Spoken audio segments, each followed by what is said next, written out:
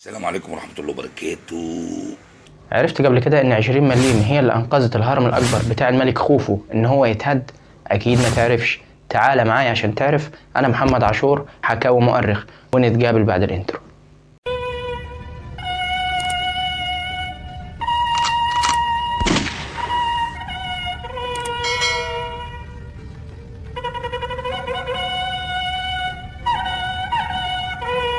نخش في الموضوع على طول، نخش في الموضوع.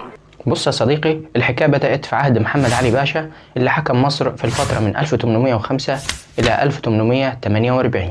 القصة بتاعتنا بقى يا حبيبي كانت سنة 1847 لما محمد علي باشا قرر إنه يبني القناطر الخيرية في منطقة شلقان في محافظة الغربية، وكان عايز يبنيها عشان يحافظ على مية نهر النيل.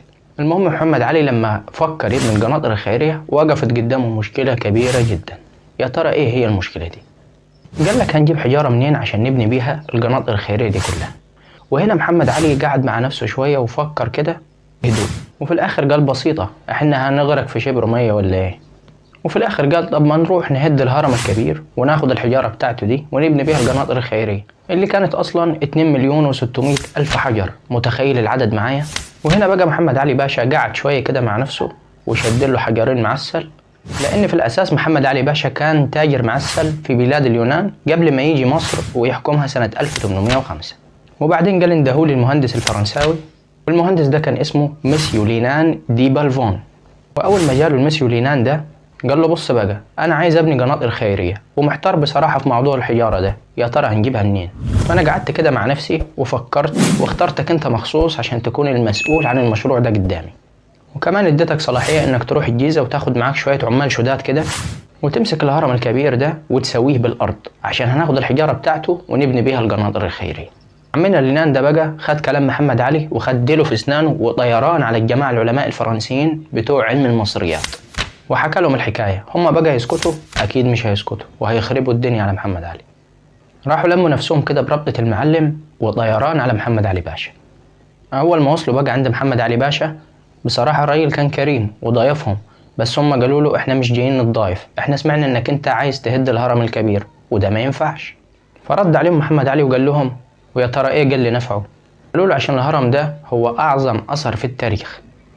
رد عليهم محمد علي وقال لهم الاثار دي هي في الاخر غير شوية حجارة مركونة، وانا لازم استفيد بالحجارة دي في اني اعمل بها مشاريع حديثة.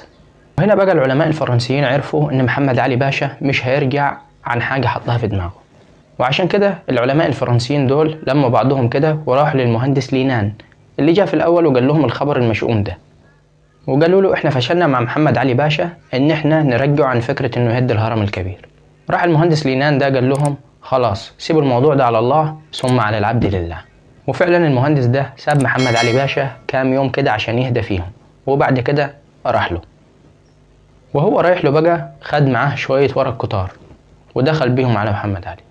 فأول ما محمد علي باشا شافه قال له ايه يا لينان، ايه الورق اللي انت جايبه معاك ده؟ فرد عليه المهندس لينان وقال له بص يا باشا، بصراحة انا درست موضوع اننا نهد الهرم الكبير ده ولقيت ان الموضوع هيخسرنا اكتر ما يكسبنا.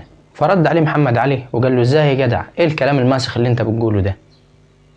فرد عليه المهندس لينان وقال له بص يا باشا، بصراحة انا فاهمك كل حاجة واحدة واحدة وبهدوء.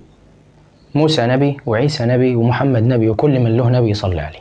احنا لو هدينا الهرم الكبير ده لو عرفنا نهده اساسا هيكلفنا جامد في موضوع الهد ده، وانا حسبت بصراحة كل حاجة بالورقة والقلم والورقة ما بتكدبش.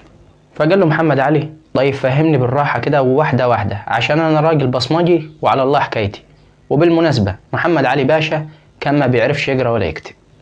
فرد عليه المهندس لينان وقال له يا باشا بالعقل كده، احنا دلوقتي لو هدينا الهرم وخلعنا الحجارة بتاعته مش هنحتاج ننقلها من مكان الهدد للمكان اللي احنا هنبني فيه. فرد عليه محمد علي وقال له بالظبط كلامك موزون ومية مية. فرد عليه المهندس لينان وقال له انا حسبت تكلفة نقل الحجارة دي ولقيت ان التكلفة دي هتكلفنا 4 أضعاف من ان احنا نقلناها من منطقة المحاجر القريبة من القناطر الخيرية اللي انت عايز تبنيها. وقال له لو احنا نقلنا الاحجار بتاعة الهرم دي المتر الواحد في الحجر ده هيكلفنا 100 مليم. اما بقى لو احنا خدنا الحجارة دي من المحاجر القريبة من منطقة القناطر اللي انت عايز تبنيها فالمتر الواحد في الحجر هيكلفنا 80 مليم. راح محمد علي بص له كده وقال له يعني احنا كده على كلامك ده هنوفر 20 مليم في كل متر؟ راح رد عليه المهندس لينان وقال له ايوه يا باشا، واحنا اولى بال20 مليم دي في كل متر من الحجر. راح محمد علي قال له خلاص احنا نوفر ال20 مليم دي وما نهدش الهرم احسن. راح محمد علي قال له برضه يا لينان احنا لسه قدامنا نفس المشكلة، احنا هنجيب الحجارة اللي هنبني بيها القناطر الخيرية دي منين؟ راح رد عليه المهندس لينان وقال له ان شاء الله يا باشا مفيش مشاكل، وربنا ما يجيب مشاكل خالص، انا اعرف كذا محجر هنجيب منهم الحجارة. فرد عليه محمد علي وقال له ويا ترى المحاجر دي فين؟ فرد عليه المهندس لينان وقال له يا باشا احنا عندنا محاجر في جبال طرة، ومحاجر في المقطم، ومحاجر في المعصرة.